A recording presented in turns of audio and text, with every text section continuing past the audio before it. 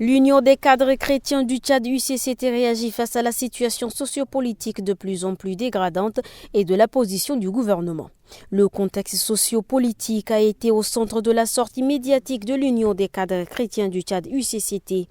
Cette organisation à but non lucratif fait de l'unité nationale, la paix, la justice sociale et le respect de la dignité humaine les points d'honneur de son engagement.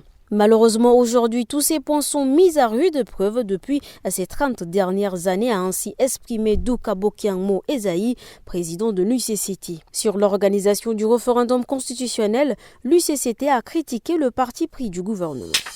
En marge du meeting pour la campagne référendaire, Maître Jean-Bernard Padari, secrétaire général, deuxième adjoint du mouvement patriotique du salut MPS, a posé la première pierre de construction du futur siège départemental du parti à Lagon, département de El Waya, province du Mayo-Kébi-Ouest. La cérémonie a été honorée par la présence de nombreux membres du parti ainsi que des représentants de la communauté du département de El Waya. Le futur siège dont la pose de la première pierre vient d'être faite est destiné à devenir un point central pour les activités politiques et sociales du MPS dans le département.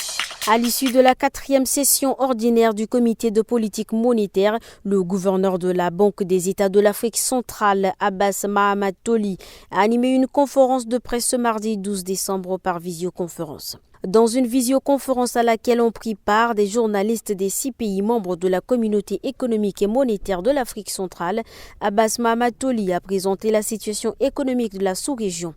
Ainsi, il a annoncé le taux de croissance en 2023 qui est de 2,2%.